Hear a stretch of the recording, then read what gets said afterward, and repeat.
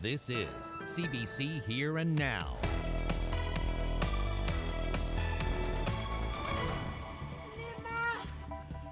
I'm going to post this on Facebook. People in Labrador are angry after seeing this video of police handling an Innu woman in custody. The RCMP says an officer was assaulted, but people in the community believe the police could have handled it better. The City of St. John's passed its 2021 budget this evening, but it didn't get the support of all of Council. I'm Jeremy and I'll have that story coming up on Here and Now. The $80 million announcement one day and 75 layoffs the next just does not make any sense to us whatsoever. Dozens laid off at a major project in Argentia. That's just after Husky gets government money for the West White Rose project. Good evening and welcome to Here and Now. I'm Peter Cowan. And I'm Carolyn Stokes. Later tonight, we'll also bring you a new music video featuring the Ron Hines song Sunny's Dream. But first, the latest on COVID-19 in our province.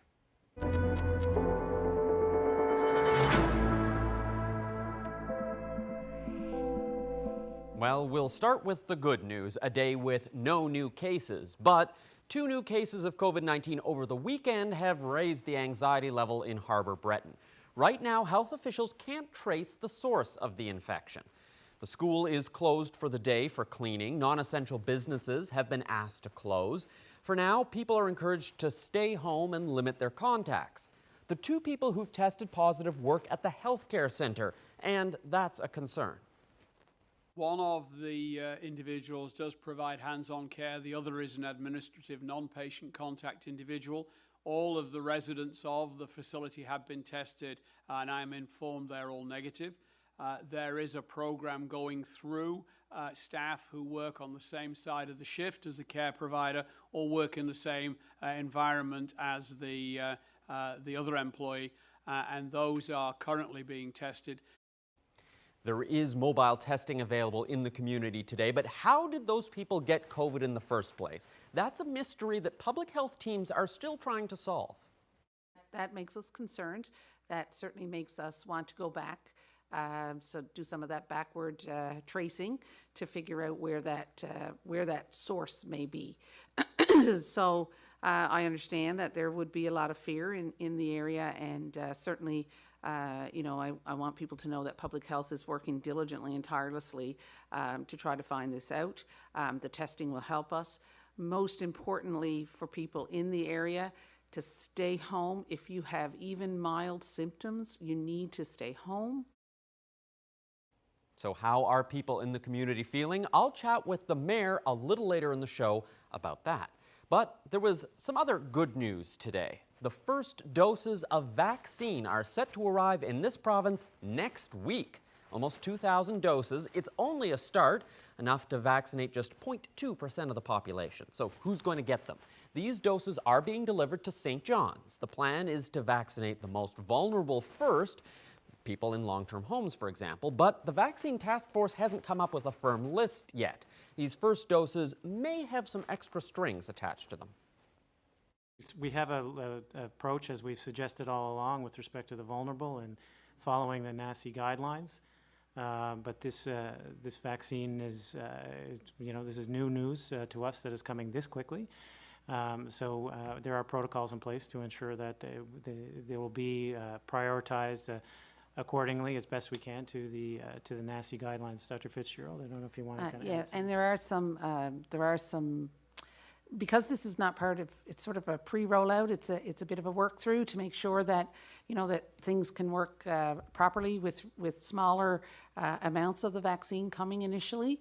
There are some specifications on how we have to roll that out. Well, in other news, some people in Natwashish are speaking out against the RCMP's handling of an Innu woman in custody. This after a video surfaced online this weekend. But first, a warning, some people may find this video disturbing.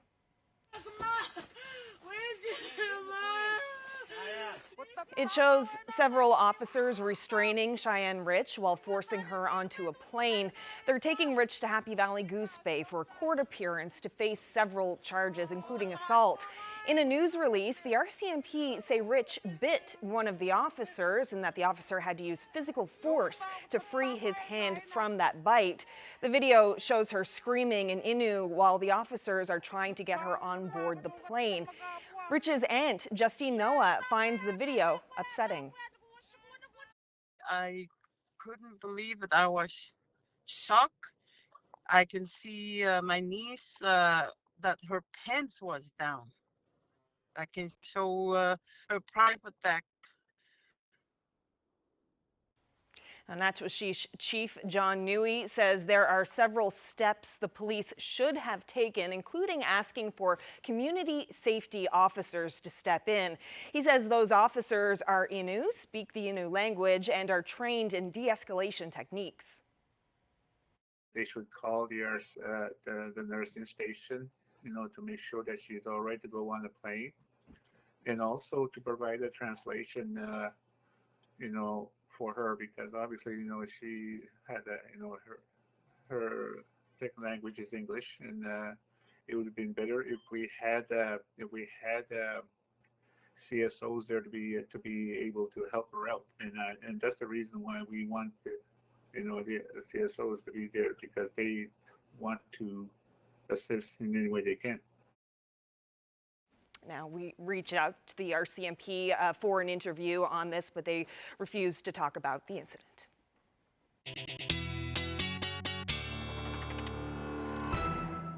Another mild day today for parts of eastern Newfoundland, 11 degrees in St. John's. That marks the 5th time that we've seen temperatures in the double digits this December.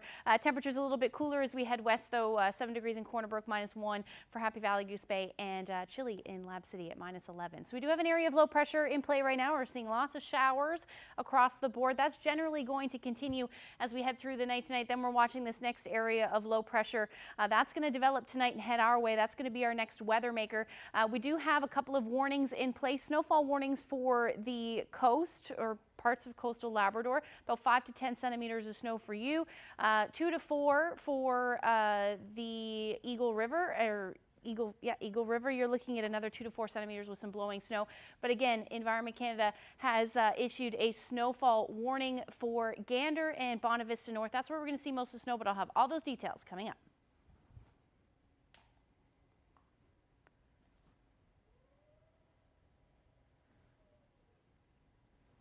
Thank you very much, Ashley. Firefighting services in this province are feeling a COVID crunch. Some fire chiefs say they're worried they could lose volunteer firefighters and even some fire halls.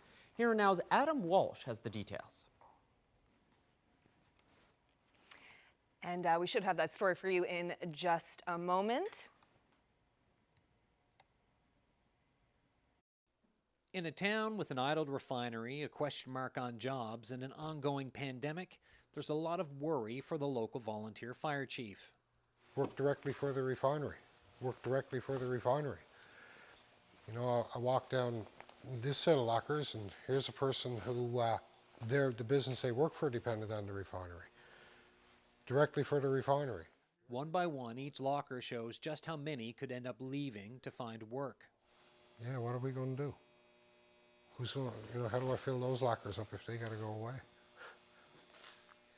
The pandemic has also caused other members to take a step back. I have some folks who they have situations at home and they cannot afford to even take a chance on getting sick.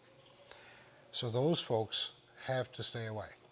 And I do have a couple who are really not comfortable right now with what could happen. On top of staffing, fundraising has mainly stopped, which is vital for operating budgets.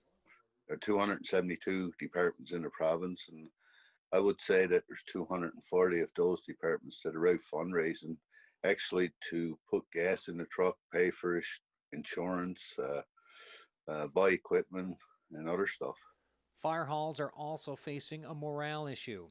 In communities like this, they do things like host the Santa Claus parade. They have social events.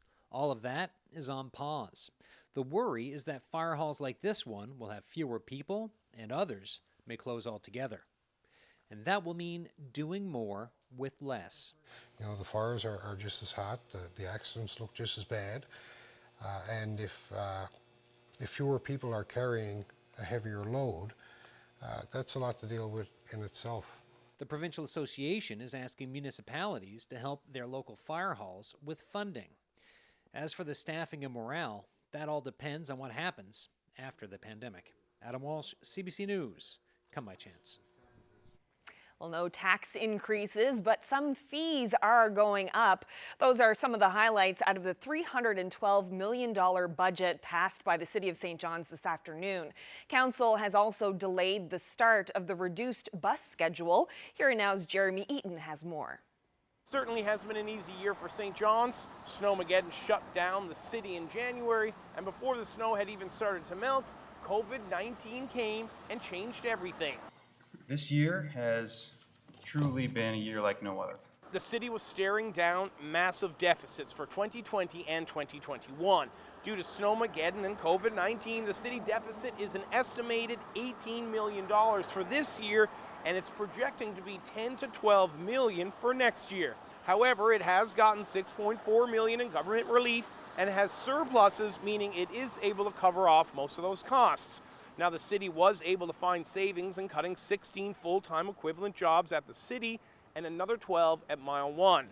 It's also saving $200,000 by closing down the Railway Museum. As one city staff member said today, it's not all doom and gloom, but a lot of uncertainty in this budget. One thing that is for certain, there is no increase to residential or commercial property taxes. However, for the second time in 3 years, the water tax is rising, jumping up $15 from $605 to $620 a year. A large fear for many had been the slowing down of Metrobus services in January, but in the end, the city listened to taxpayers. I've been a transit advocate my whole career on council, and what gives me a bit of comfort here is that council agreed on a compromise that the cuts that we make for 2021 of $500,000, at least for the winter, are not going to impact frequency, the service levels, so that, you know, January, February, March, people aren't waiting out a bit longer than they normally would. Motorists will have to keep a close eye on parking meters. Fines for a parking ticket will now be $50, up from $30. If you get caught parking during the winter parking ban, that ticket is now $75, up from $55. And paid parking is going to cost you an extra 25 cents, meaning it'll be $1.75 an hour.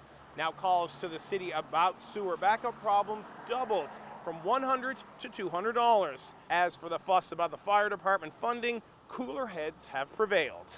I am happy to announce that the city, alongside the fire department and the union, are having good negotiations right now. We're talking about how we can address overtime in alternative ways. The mayor and almost every single councillor were quick to point out that there's a lot in this budget that they didn't like, but still they voted for it, with the exception of Councillor Maggie Burton and Ian Froud, who said that the city needs to do more for public transit and sidewalk snow clearing. Jeremy Eaton, CBC News, St. John's. There's anger and confusion tonight over 75 layoffs at a major construction site in Argentia. The cuts come just a day after millions in public money was announced for the stalled West White Rose project. But as Terry Roberts reports, there's job growth at a related construction site in Marystown. We believe this one's gone terribly wrong. Darren King says he was shocked to hear about layoffs in Argentia on Friday, just a day after the provincial government announced that $41.5 million from the Oil and Gas Recovery Fund was going to Husky. Husky promised to match the government money dollar for dollar. The funding is intended to protect jobs amid a global pandemic that is battering the oil industry and prepare the way for a possible restart of construction of the stalled project in 2022. The $80 million announcement one day and 75 layoffs the next just does not make any sense to us whatsoever. Back in March, there were thousands of workers here. Now it's eerily quiet. Soon, just 10 trades workers will be left. For the life of me, I can't understand how there couldn't have been 50 or 100 people in Argentia, or 150 at least. The competency level is appalling. Chess Crosby blames the government. This is making for a joyless Christmas for another 75 jobless workers and their families, but also for countless others who are looking on this and shaking their heads in wonderment and finding no cause to have confidence in Premier Fiore and the Liberals' ability to preserve their jobs. Husky says the layoffs are part of a controlled reduction in employees because certain work has been completed, and that the bulk of the activity will now be done here in Marystown, where a living quarters and other components are being built. Up to 130 trades workers will be needed. King is happy for Marystown, but So we're just concerned that Husky might be using this as a way to keep some of their own internal jobs and ongoing operations going. And here we are with 2,700 trades workers who have not worked since last March. meanwhile, the provincial government says it will only release money to Husky for expenses that meet a predetermined criteria. Terry Roberts, CBC News, St. John's.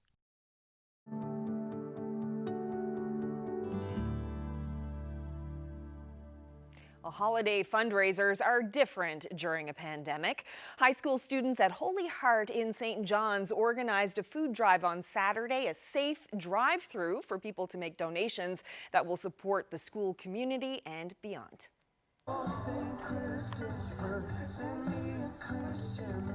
Right now we're out here collecting non-perishable food items and coins for our Holy Heart food drive. So normally every year we collect like hygiene items and food items for students and families in our school community first, and then whatever we have left over goes to our local food banks and local shelters. So far we've been getting a lot of donations, a lot of familiar faces from around the community. It's really good to see everyone coming out right now. Is it hard to get people to volunteer for an event like this? Well, we have an awesome student council here at our school, so everyone's more than happy to give up some of their time and come out and help get people to donate.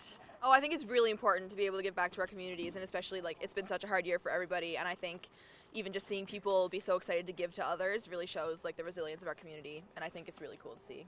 Well, I guess with everything happening with the pandemic and stuff, we want to do things that are contactless. So no one is allowed in our school now to help keep everyone safe and healthy. So doing a drive-in, it's really easy to just have a box, keep the coins safe and not touch it so there's no transmission throughout the community if there was to be a case or anything like that. So just, I guess, basically COVID kind of helped us bring this idea into play.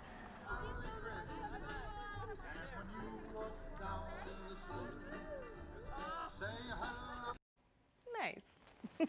Yeah, we're all finding different ways to do some familiar activities. And speaking of that, the Pooch Cove held their 40th annual Santa Claus Parade over the weekend, but a little differently. Yes, yeah, with a number of other holiday events canceled because of COVID-19, it looked like the parade wouldn't get the green light, but organizers found a way to make it work.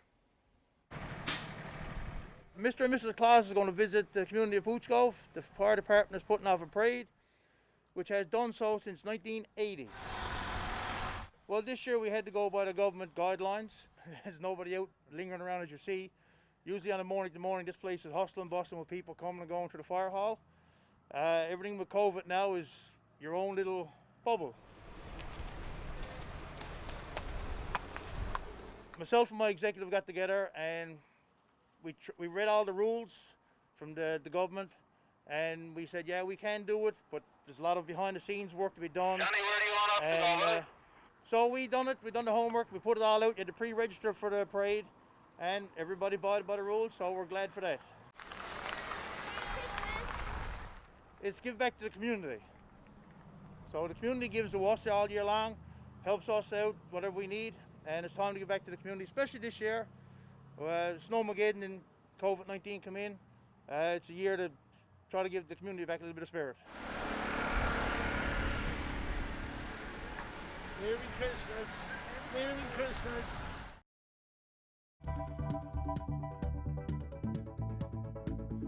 It's been a little bit of a wet late afternoon, early evening. We're going to see some more showers move through tonight and then periods of rain, the story tomorrow night through Wednesday, at least on the Avalon. But there is snow on the way for Central. I'll have all those details coming up.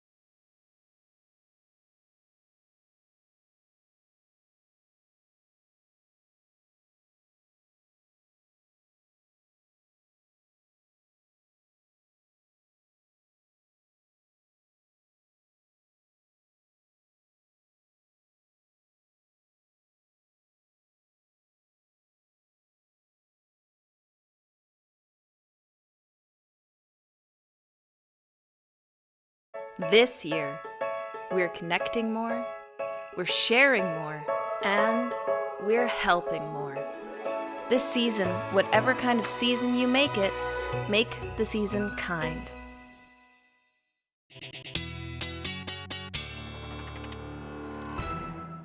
Make the season kind. Yes, we're having our annual Feed NL fundraiser this Friday, and the theme this year, as you just saw it, make the season kind. Yeah, so for more details on that, we'll have that later on in the week. Yeah, what a day today in St. John's. It was like, I looked down at the temperature and it was double digits. Did it make it into the double digits today? 11 degrees today. We saw, it's like I mentioned a little bit earlier in the show, 5 times so far St. John's this year in December. And what is it today, the 7th? Yeah. So there you go.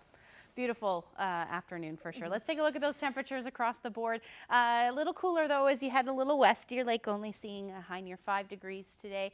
Port aux Basques 6, and then up through Labrador, a little chilly along the coast. Hopedale sitting around -1.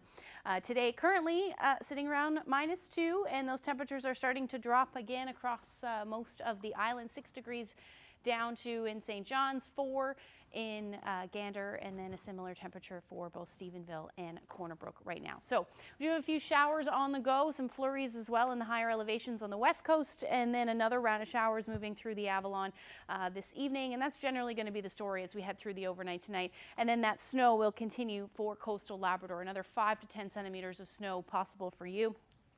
And then otherwise, again, either showers or flurries for the west coast. Not too much in the way of accumulation for this one at this point. So we're looking at temperatures hovering near or just above 0, 1, 2 degrees for most of the island. Winds out of the north in the west, as we've got that counterclockwise circulation, 20 to 40 kilometers per hour, and then west southwesterlies in the east, anywhere from 30 to 50 kilometers per hour. So it will be a little bit breezy tonight. Chilly for Lab City, down to -13 with that potential for some flurries sticking around. However, winds will ease for you. Northern areas, you're looking at northwesterlies gusting anywhere from 40 to 60 kilometers per hour. And then again for southeastern portions as well. So you are going to see some snow and blowing snow as we head through the overnight. Tomorrow, the snow should taper to flurries. Conditions will improve through the afternoon for you in southeastern Labrador. Then we're going to watch our next system roll in, and this one is going to be our next weather maker. So at this point, it's looking like we're going to see rain or snow start in the afternoon, late afternoon. Mainly rain for the Avalon. As you head further west, mainly along the isthmus, anything west of that at this point is looking like that's where we're going to see that rain snow line. Anywhere in this pink is where we'll see probably a mix of rain, snow at times, and then west of that, mainly snow through the day on, or through the overnight rather, into the first half of Wednesday. So taking a look at the temperatures, that's really going to play a role in the fact that the snow that does fall is going to be heavy and wet, and then temperatures well above 0 for most of the Avalon, and then even the Burin Peninsula as well at times. So what does fall as snow will quickly change over to rain. The winds will ramp up in the evening hours. Northwesterlies, or northeasterlies rather, northeasterlies gusting anywhere from 40 to 60 kilometers per hour. Here's the snowfall map. Like I said, rain mainly for the Avalon and the Burin Peninsula. 20 to 40 plus millimeters is certainly possible. Then we start to get into that mess. So this will be anywhere from pretty much Clarenville to the Bonavista Peninsula. You're looking at about 5 to 10 centimeters. Bullseye looks like it's around Gander and Bonavista North where there is a snowfall warning. Now, most of the snow will fall tomorrow night into the first half of Wednesday, but we'll see that additional accumulation. So could see upwards of 25 centimeters of snow. Towards Grand Falls, Windsor, you're looking at about 10 to 15, and then that will drop off dramatically as we head towards the west coast. That's when we'll start to see some showers mix in there as well, certainly along the coast. So here's Wednesday. That low will move off. The winds will ramp up in the first half of the day, and then in behind that, they should ease, and then things will gradually improve. Still looking at the potential for a few flurries or showers on the west coast. Not a whole lot happening up through Labrador, just some more periods of snow And then as we head into Thursday, this is when we're looking at the potential for some snow for the Avalon. And an area of low pressure is going to skirt south of us. This is a better setup that we're going to see some snow. It could be shovelable, but we're definitely going to have to look into that as we head through the next couple of days. But certainly something to keep an eye on if you do have any travel plans Thursday night heading into Friday as far as that snowfall goes. Here's where we're going to be sitting temperature-wise on Wednesday, 1 to 3 degrees. And again, all of the showers or potential for some flurries will stick around. And then for Happy Valley, Goose Bay, you're looking at flurries and -1. Generally going to stay cloudy through Wednesday, even into Thursday up across the Big Land. You are looking at a few peaks of sun possible along the strait, some flurries further inland, and then temperatures again 0 to, well, even below 0 for parts of Central, 2 degrees for St. John's. But again, this is when we could see the potential for some snow. Here's where we'll be sitting after that. Temperatures dipping right back down. So we're going to say goodbye to those double digits for a while. -1 by Friday and Saturday. We're looking at temperature hovering near or just above 0, but it is looking like we'll see some potential for some snow in the forecast. For central Newfoundland, you're looking at a similar forecast. 0 degrees for Friday, Saturday, maybe a few peaks of sun, but still staying on that cold side. So anything that does fall should fall as flurries for most of us across the island. By the time we get to the weekend, it looks like we'll see a little bit more sunshine in play for eastern Labrador, and same thing for Lab West. However, overnight lows now are going to start dipping close to the -20s by the time we get into the weekend. So some of that cold air certainly moving in. All of that shower activity earlier today brought a double rainbow to Musgrave Harbour. Thank you so much to William for sharing that with us. And if you have any weather photos, send them to nlphotos@cbc.ca.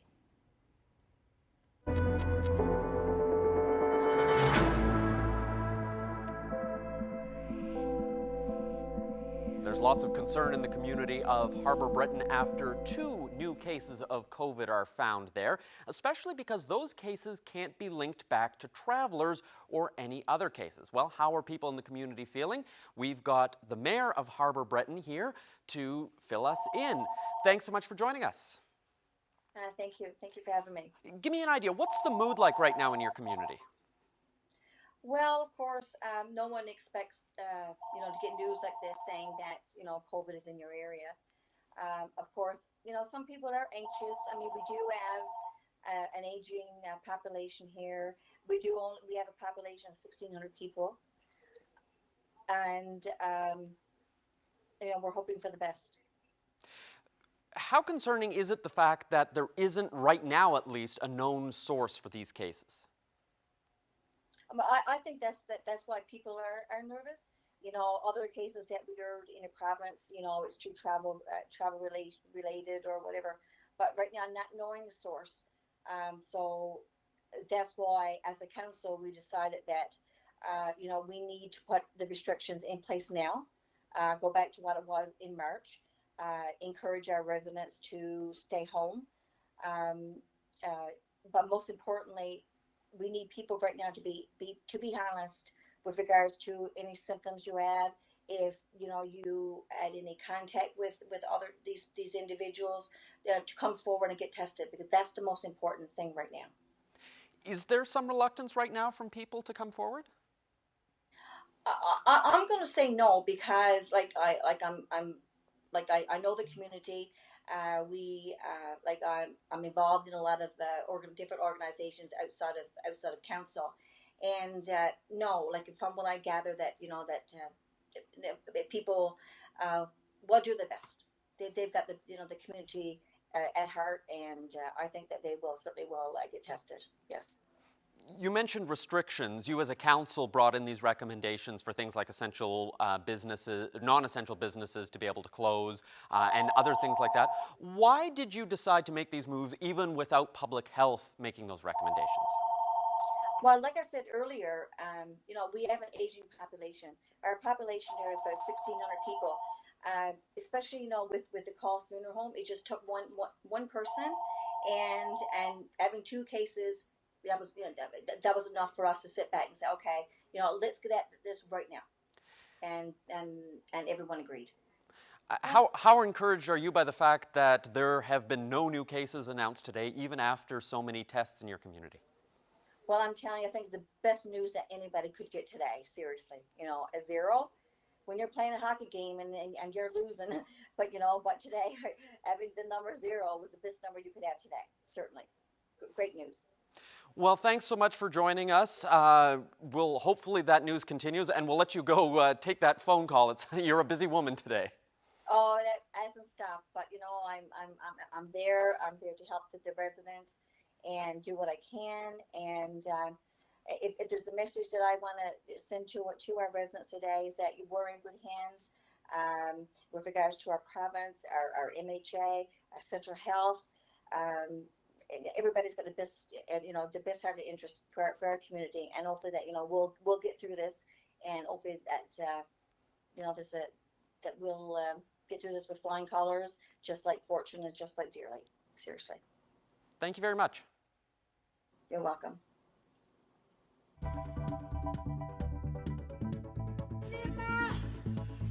I'm going to post this on Facebook.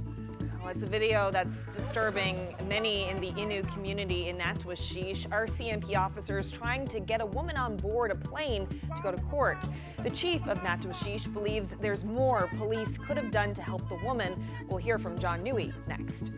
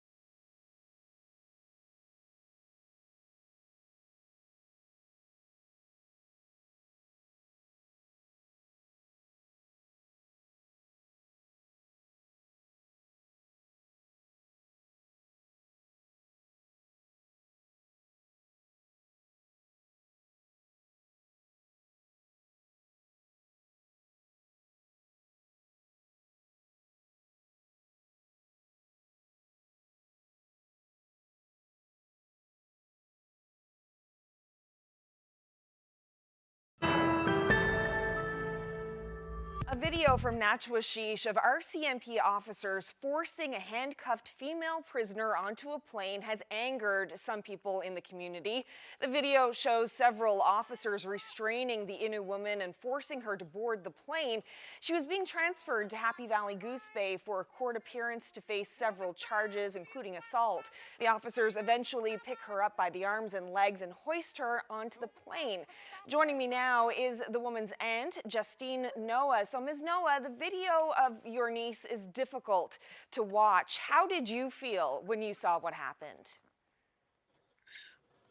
When one of my daughters showed me on a video from the Facebook, I couldn't believe it. I was shocked and I was crying also.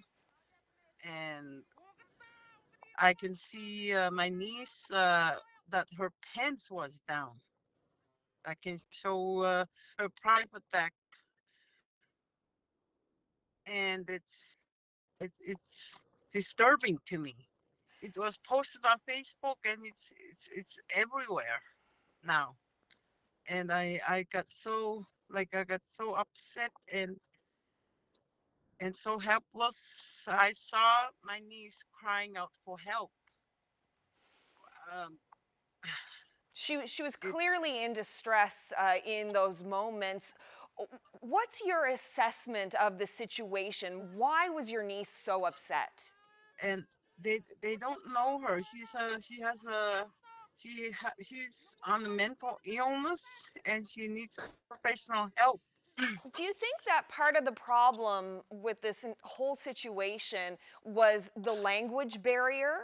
The fact that the officers were English speaking, your niece speaks Innu, so they couldn't really communicate with each other. Yes. They should have asked someone to step in there and interpret it for them. What do you think should have been done differently? The cops needs to understand what the culture is and how the people how the Innu people are and to make sure it's safe for themselves too, and and the and the and the safety for the Innu too. Well, Justine Rich, thank you so much for taking the time to speak with us about this today. Yeah, okay, thank you. Well, Justine Noah isn't the only one who feels the measures against her niece were too severe. Innu First Nation Chief John Nui joins me now. So, Chief Nui, how is the community responding to this video? Hello, good evening, and thank you for having me. I was getting numerous texts from community members, also from the people from outside who were very frustrated with what they just saw on the video. What went through your mind when you saw the video? Well, personally, when I saw the video, and I was very upset. It actually brought me to tears, and I never seen that the kind of that the situation would be like, the incident would be in Natchwashish like that. So I was very upset with it. I at the same time very frustrated. What do you think should have been done differently in this situation to avoid that tension and that struggle? I can think of a list of things that could happen, that should happen before the RCMP took her out to the plane. I think the mentality of that of that lady should be dealt with first. That they should call the nursing station to make sure that she's all right to go on the plane, and also to provide a translation. It's frustrating to see the way it's been handled by officers who were supposed to have some sort of a training with the mental illness, how to deal with those kind of people. Well, Chief John Nui, thank you so much. Thank you very much.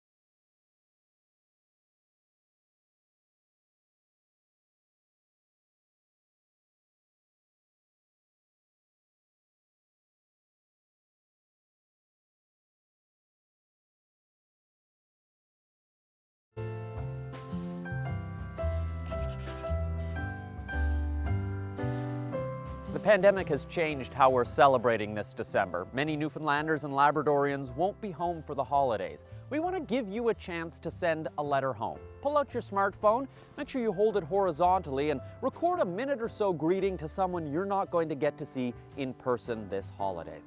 You can send it by email to lettershome@cbc.ca. We'll air as many as we can on radio, TV, and online. This Christmas, we can still come together even if we're apart.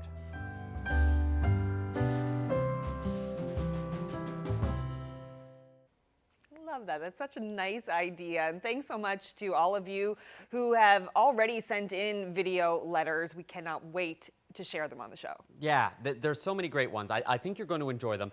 And I've also had people reach out and say, well, I'm in the province and I'd like to send a letter to someone living away who I'm not going to be able to see this year. Can I send one in as well? Absolutely. We'd love to see those. So yeah, if you're here and you're not going to see someone who's not able to make it home and normally you'd get together, by all means, lettershome@cbc.ca. Send them, try and get them in this week. That way we can start airing them in the lead up to Christmas. It's going to be great. Excellent.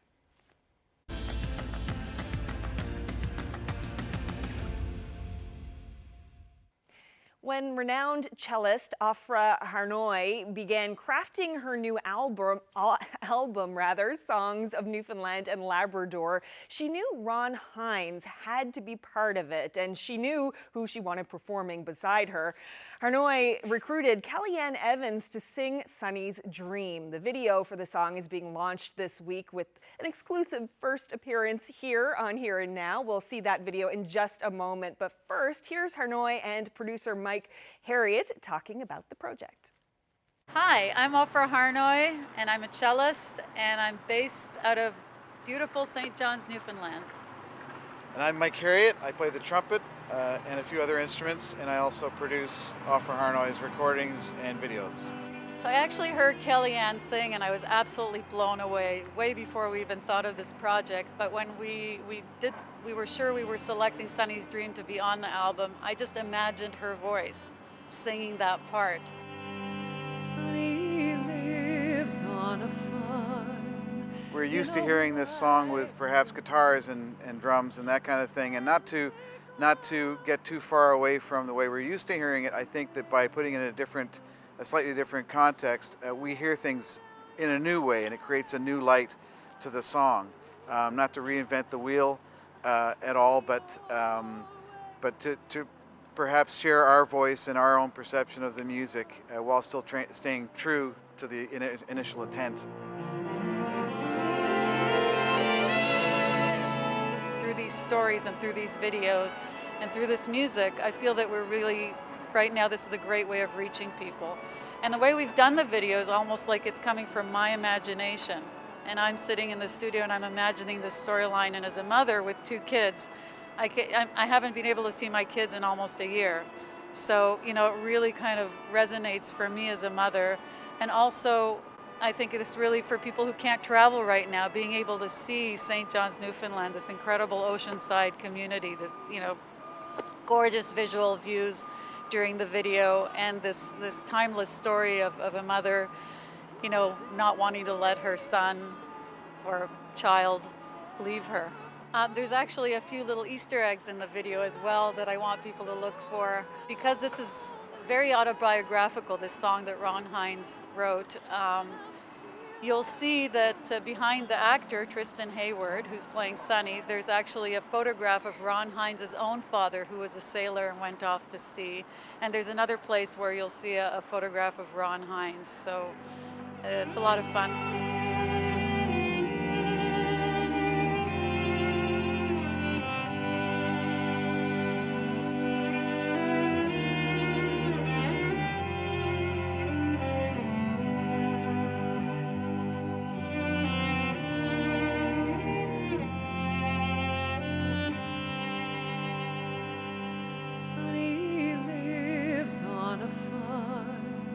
In a wide open space, you can take off your sneakers and give up the race.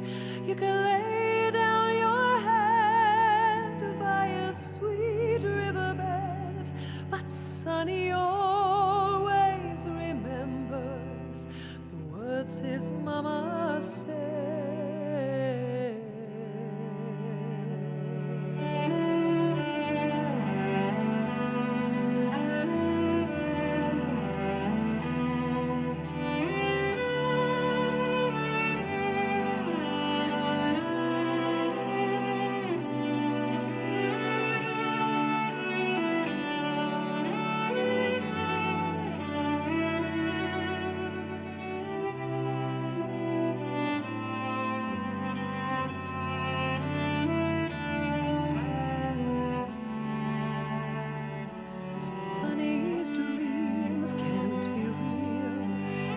just stories he's read. The stars in his eyes, dreams in his head, and he's hungry inside for that wild world outside. And I know I can't hold him. I've tried and I've tried and I've tried.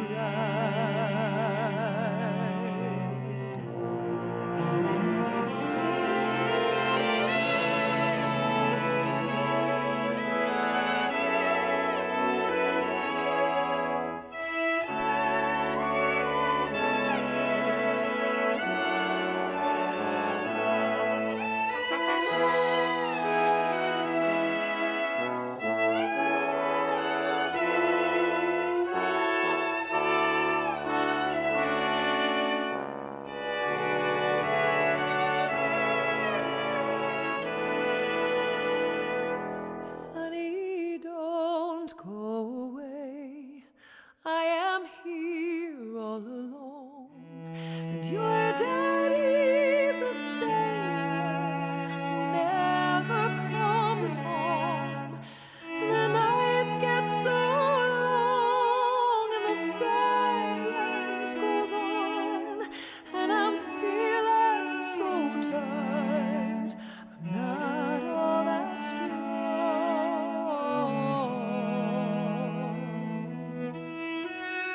I'm not all that strong.